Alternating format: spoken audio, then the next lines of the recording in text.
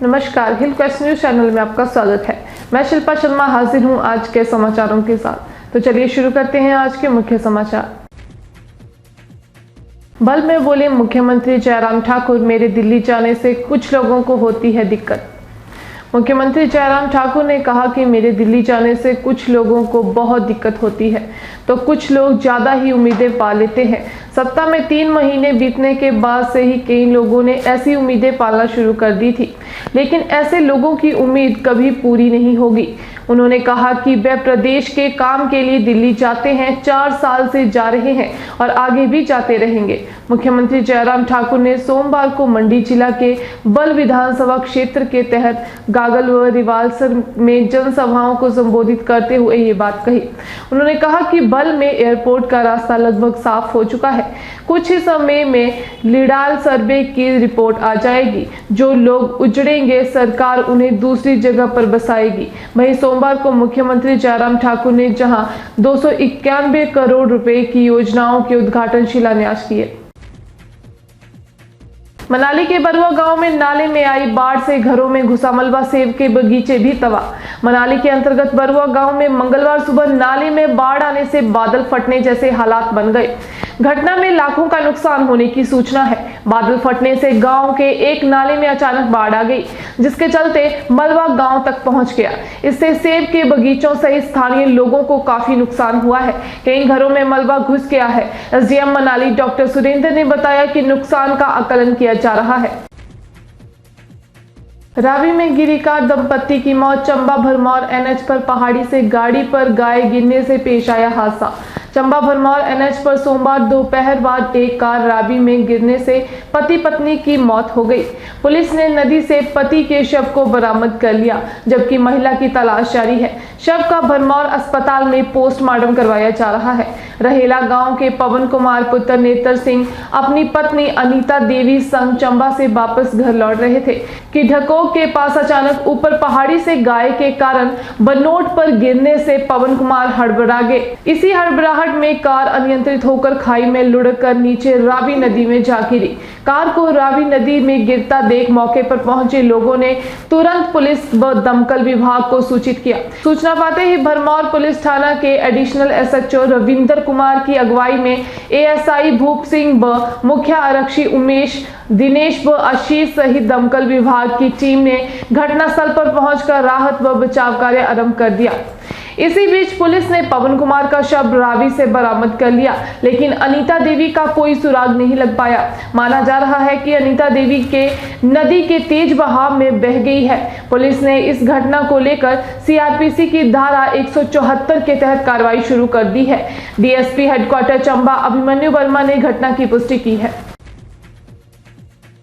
दुष्कर्म के मामलों में करीबी ही अपराधी, हरमा औसनादेव के 30 मामले, जान पहचान वाले ही रख रहे बुरी नजर। सांग पहाड़ी प्रदेश में महिलाओं पर बुरी नजर रखने वालों की तादाद बढ़ने लगी है। महिलाओं के खिलाफ अपराधों की संख्या में हो रहा इजाफा इसका प्रमाण दे रहा है और आंकड़े बताते हैं कि रेप के मामलों में चिंताजनक तौर पर वृद्धि हो रही है। वहीं चिंता का सबब ये भी है कि दुष्कर्म के अधिकतर मामलों में रिश्तेदार या करीबी जान पहचान वाले ही संलिप्त पाए जा रहे हैं। साल 2018-19 और 2020 में प्रदेश में सालाना सामने आए रेप के मामलों की संख्या 300 से ज्यादा रही है। साल 2020 के जारी आंकड़े बताते हैं कि रेप के कुल 331 मामलों में से 329 में रिश्तेदार या करीबी व्यक्ति ही गुनहगार पाए गए। 51 मामलों में पारिवारिक सदस्यों ने रिश्तों को तार-तार किया, तो 119 मामलों में दोस्त या फिर शादी करने का झांसा देने वाले संलिप्त रहे। पारिवारिक मित्रों और नौकरी के स्थान पर जानने वाले दुष्कर्म के 159 मामलों में दोषी पाए गए। साल 2020 में दर्ज किए गए रेप के 331 मामलों में यह भी सामने आया है कि दुराचारियों की बुरी नजर नाबालिग बेटियों पर है। आंकड़ों के अनुसार कुल 331 दुष्कर्म के मामलों में से 12 से 18 साल तक की 159 बच्चियां दरिंदों का शिकार बनी। 18 से 30 साल तक की 78 महिलाओं को भी दुराचारियों ने अपनी हवस का शिकार बनाया।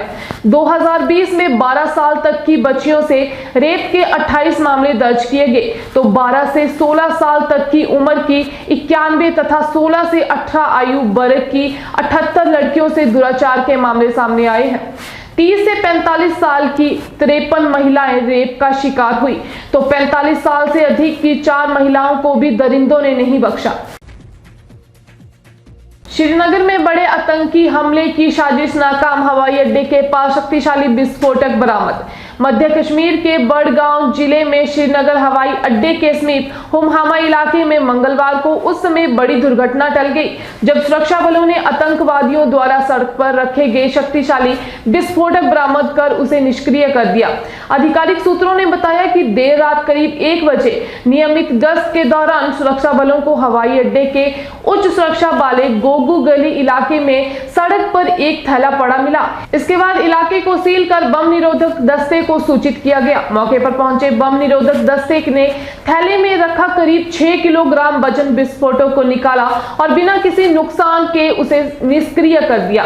उन्होंने बताया कि सुरक्षा बलों ने पूरे इलाके से सीसीटीवी फुटेज एकत्र कर लिया है और मामले की जांच की जा रही है। घटना के कारण हवाई यातायात पर असर नहीं पड़ा और आज सुबह हवाई अड्डे पर उड़ानें सामान्य रूप से संचालित हुई। पंजाब में किसानों के बिल माफ, सीएम पद की शपथ लेते ही एक्शन में चरणजीत सिंह चन्नी। पंजाब के मुख्यमंत्री पद की शपथ लेने के तुरंत बाद चरणजीत सिंह एक्शन मोड में आ गए हैं। मुख्यमंत्री चन्नी ने अपनी पहली प्रेस कॉन्फ्रेंस के दौरान की राज्य में किसानों के बकाया पानी और बिजली बिलों को माफ करने का बड़ा ऐलान किया। साथ ही कटे हुए बिजली के कनेक्शन भी बहाल किए जाएंगे। उन्होंने केंद्र सरकार से तीनों कृषि कानूनों को वापस लेने की मांग की। चन्नी ने बताया कि उन्हें हाई कमान की ओर से 18 मुद्दों की लिस्ट मिली है जिन्हें वे अपने बाकी कार्यकाल में ही पूरा करेंगे। प्रेस कॉन्फ्रेंस में चन्नी के साथ हरीश रावत और नवजोत सिंह सिद्धू भी मौजूद थे।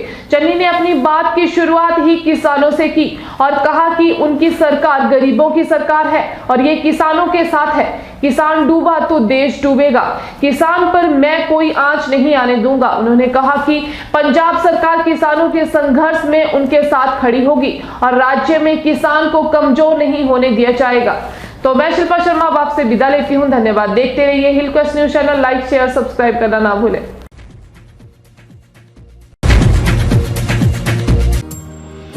Most vivacious Miss Himachal online registration for MV Miss Himachal are open now. If you are bold, beautiful and have desire for glam career, then don't delay. Click on the link given in description and fill your form. Keep ready few things with you before starting registration process. 1. Your email ID. 2. Your ID proof picture. 3. Your best pictures. 4. 3 short clips, 1 showing your work, 2nd your introduction and 3rd talent or activity clip.